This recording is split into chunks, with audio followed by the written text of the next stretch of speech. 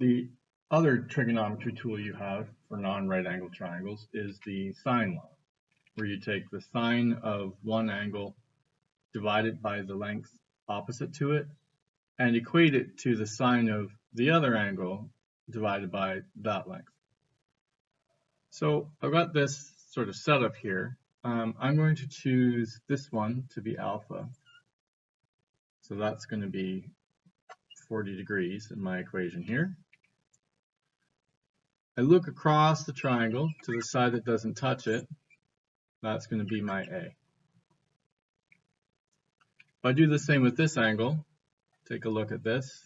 That's going to be my beta.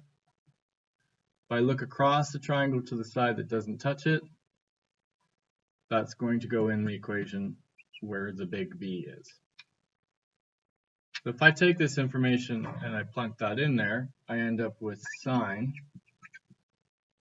of 40 degrees divided by 10 is the sine of 65 degrees divided by x. Okay. Now, first thing, I have my variable in the bottom, and that's not where variables go. They need to go on the top. So this fraction is inconvenient in that form, so I'm going to flip it upside down, like so.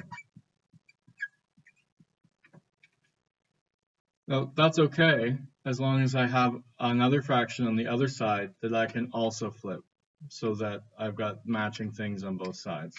So if I flip this one,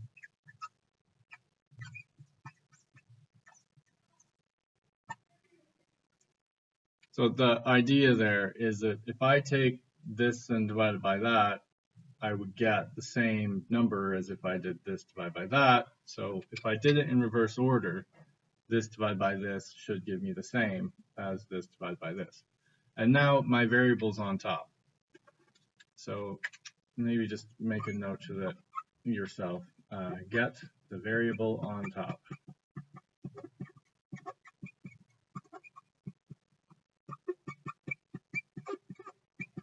Should be your sort of first priority, because you can't solve it unless that variable's up there. All right, I have two sines that I can evaluate using a calculator.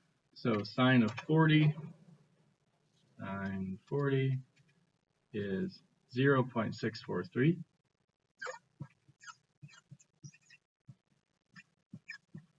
And sine of 65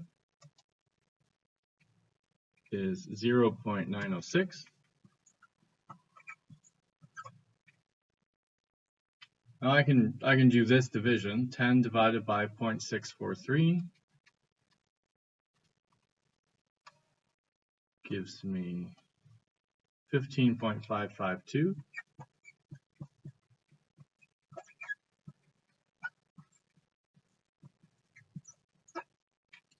And I need to break this division. You break division by multiplying, so multiply the other side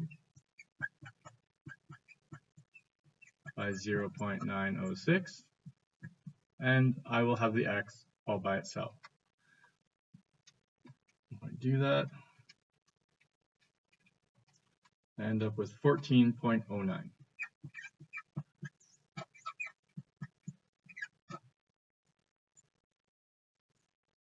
Okay.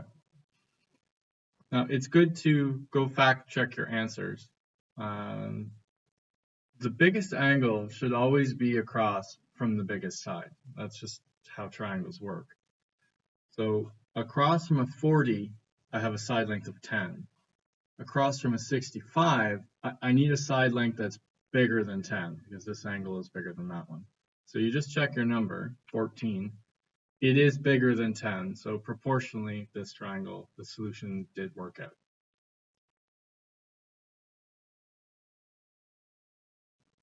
Well, another example.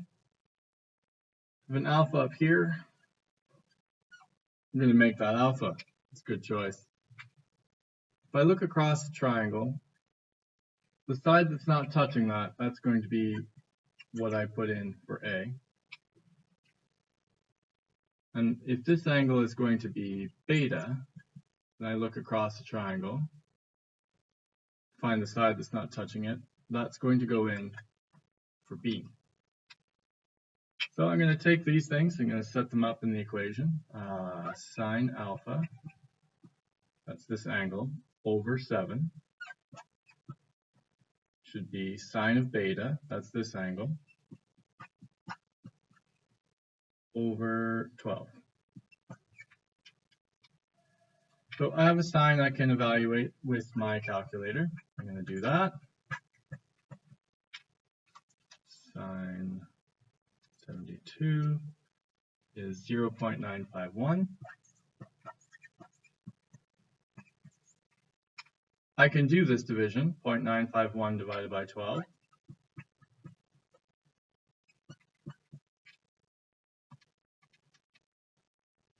I get 0.079.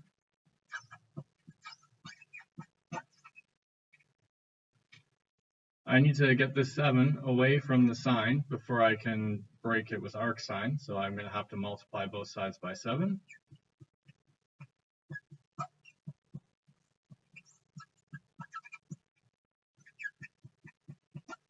And 0.079 times 7 gives me 0.555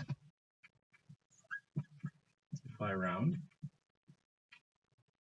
So I'm going to arc sine.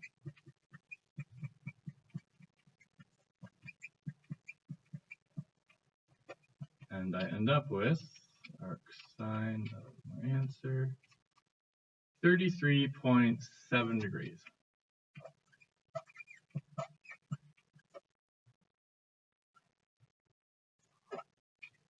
So in order for this to work out, I'd have to have a 33.7 degree angle across from a 7 in order for a 72 degree angle to make that side 12.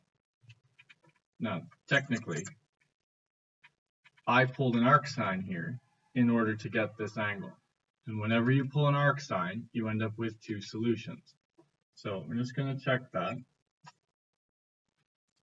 Sine curves look like this. I have a y value that's positive, right? So positive solutions are up here. So I need one there, and I need one there. One in the 0 to 90 range, because 90 is where the peak happens, and 0 is where it crosses the x-axis. And then I need one in the 90 to 180 range, because that's between the peak and the place where it flips negative. This number here fit in that range. So I've got that solution right there, the ascending one. Now I need this descending solution. So if you look at it there, this distance and this distance are symmetrical. So to get to this solution here, I'd have to go to 180 and back up this number. So solution 2 be 180, subtract 33.7. 80 minus 33.7 gives me not that. 180 subtract 33.7, 146.3.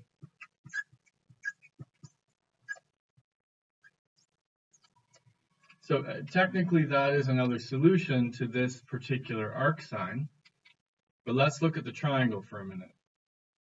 There can only be 180 degrees adding up in all those angles in a triangle. Those are the rules about triangles. If I use up 146 degrees on this one, there isn't enough for me to take 72. So this solution isn't going to work because there aren't enough degrees in a triangle for that angle to be this big. Also, the longest side needs to be across from the biggest angle. If this corner here was 146.3 degrees, then this side would have to be longer than that side, and it is not. So by checking that little fact, keeping an eye on your arc sines, this second solution in this particular triangle isn't allowed. That doesn't mean that it's never allowed. It just means in this particular one, it didn't work out. We're going to cover the instances where the second solution is valid in the next topic. It's called the ambiguous case.